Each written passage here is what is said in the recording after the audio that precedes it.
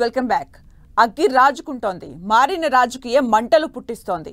ఇన్నాళ్ళు గుట్టు చప్పుడుగా సాగిన దందాలు బయట పడతాయన్న టెన్షను, జరిగిన తప్పులు చేసిన మేళ్లు ద్వారా బుక్కైపోతామనే బెంగో కానీ ముఖ్యమైన ఫైళ్లు బూడిదవుతున్నాయి. ఫలితాలకు ముందు సిఐడి కార్యాలయంలో హెరిటేజ్ ఫైళ్లు, తాజాగా భూగర్భ గనుల శాఖ పత్రాల కాల్చివేత రాజకీయ వివాదానికి కారణమవుతోంది. అసలు ఫైల్స్ కాల్చివేత దేనికి? కాగితాలే కదా, కాల్చేస్తే పోలా అనుకున్నారా? కాల్చేయమని ఆదేశించింది ఎవరు? ఆచరించింది ఎవరు? తప్పు మీద తప్పుతో మరింత ముప్పు తెచ్చుకుంటున్నారా?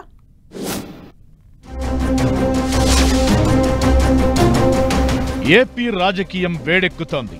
అధికారం మారిన తరువాత గత ప్రభుత్వ వ్యవహారాలపై కూపీలాగుతున్న ప్రభుత్వం ఎవరిపై యాక్షన్ తీసుకుంటుందోనన్న టెన్షన్ వైసీపీ నేతలు, వారికి అనుకూలంగా పనిచేసిన అధికారులను వెంటాడుతోంది.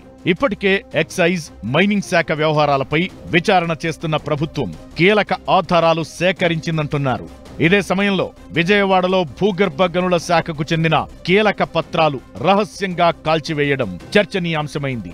పనికిరాని చిత్తు కాగితాలే కాల్చేశామని పోలీసుల అదుపులో ఉన్న నిందితులు చెబుతున్నప్పటికీ పనికిరాని కాగితాలను రహస్యంగా కాల్చివేయాల్సిన అవసరమేంటన్న ప్రశ్న తలెత్తుతోంది. కార్యాలయానికి దూరంగా కీలక పత్రాలను ఎందుకు కాల్చివేశారు, ఎందుకు తరలించాల్సి వచ్చిందన్న విషయాన్ని పోలీసులు కూపీలాగుతున్నారు.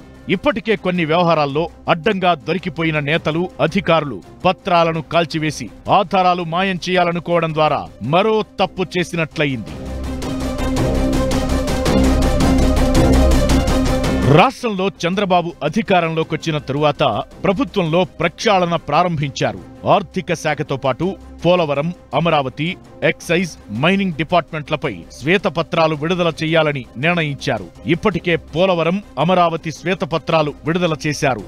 ఇక మిగిలిన శాఖలపై సమాచార సేకరణ జరుగుతోంది. ఇదే సమయంలో ఎక్సైజ్ శాఖలో ఫైళ్లు మాయంపై సిఐడి కేసు నమోదు చేసింది. మరోవైపు ఎక్సైజ్, మైనింగ్ శాఖ కార్యాలయాలను ప్రభుత్వం సీజ్ చేసింది. అయితే ఎన్నికల ఫలితాలకు ముందే కొన్ని శాఖల్లో కీలక సమాచారం మాయం చేసినట్లు గుర్తించింది ప్రభుత్వం. గనుల శాఖలో చాలా వరకు నోట్ ఫైల్స్ కనిపించడం లేదంటున్నారు. దీనిపైన కూపీలాగుతున్న ప్రభుత్వం బాధ్యులను గుర్తించే పనిలో పడింది. ఈ పని ఒకవైపు కొనసాగుతుండగానే అదే శాఖకు చెందిన కొన్ని పత్రాలు కార్యాలయం బయటకు రావడం, నిర్మానుష్య ప్రాంతంలో కాల్చివేయాలని చేయడం సంచలనంగా మారింది. రాష్ట్రంలో ప్రభుత్వం మారిన తరువాత చాలా ఫైళ్లు మాయం చేశారని, కంప్యూటర్లలో ఉన్న సమాచారాన్ని డిలీట్ చేశారంటున్నారు. సాంకేతిక నిపుణుల సహకారంతో డిలీట్ చేసిన ఫైళ్లు రికవరీ చేస్తోందట ప్రభుత్వం. కానీ గల్లంతైన నోట్ ఫైళ్లు ఎక్కడున్నాయో తెలియడం లేదంటున్నారు. ముఖ్యమైన నోట్ ఫైళ్లను రహస్యంగా దాచారా, లేక వాటికి నిప్పు పెట్టి బూడిద చేశారా అన్నది తెలియాల్సి ఉంది. ఎన్నికల ఫలితాలకు ముందు సిఐడి విభాగంలో హెరిటేజ్ సంస్థకు చెందిన కీలక పత్రాలను కాల్చివేయడం వివాదాస్పదమైంది. అప్పట్లో ఎన్నికల కోడ్ ఉండటంతో ఈసీ ఆ వ్యవహారంపై విచారణకు ఆదేశించింది. దీనిపై ఒకవైపు దర్యాప్తు కొనసాగుతుండగా తాజాగా విజయవాడ యనమల కుదురులో భూగర్భ శాఖకు చెందిన పత్రాలు కాల్చివేయడం, ఆ పత్రాల్లో వైసీపీకి చెందిన కీలక నేత పెద్దిరెడ్డి రామచంద్రారెడ్డి ఫోటోలు కనిపించడం రాజకీయంగా తీవ్ర చర్చకు దారితీసింది. పెద్దిరెడ్డి సూచనలతోనే కీలక ఫైళ్లు కాల్చేశారని టీడీపీ ఆరోపిస్తోంది.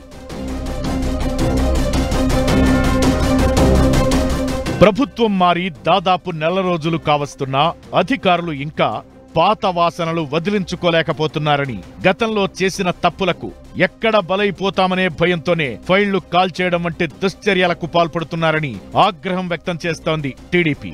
నిజానికి పోలింగ్ జరిగిన నుంచి ఏపీ సచివాలయంతో పాటు విజయవాడ, గుంటూరు నగరాల్లో ఉన్న ప్రధాన కార్యాలయాలపై టీడీపీ ఓ కన్నేసి ఉంచింది. అనుమానం ఉన్న చోట అధికారుల కదలికలపై నిఘా వేసింది. ఇలా టీడీపీ క్యాడర్ అప్రమత్తంగా ఉండటంతోనే ఎక్సైజ్ శాఖ కార్యాలయం నుంచి అప్పటి బేవరేజెస్ ఎండీ వాసుదేవరావు ఫైళ్లు హైదరాబాద్ కు తరలించడం బయటపడింది. అదేవిధంగా హెరిటేజ్ పత్రాల కాల్చివేతను తొలుత బయటపెట్టింది టీడీపీ కార్యకర్తలే.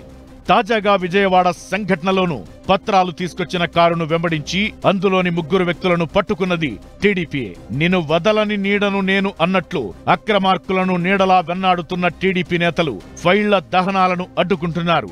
ఒకవైపు ప్రభుత్వ నిఘా, ఇంకోవైపు టీడీపీ క్యాడర్ డేగ కళ్ల నుంచి తప్పించుకోవడం కష్టంగా మారడంతో ఆరోపణలు ఎదుర్కొంటున్న నాయకులు, అధికారులు కంటి మీద కునుకు లేకుండా గడుపుతున్నారు.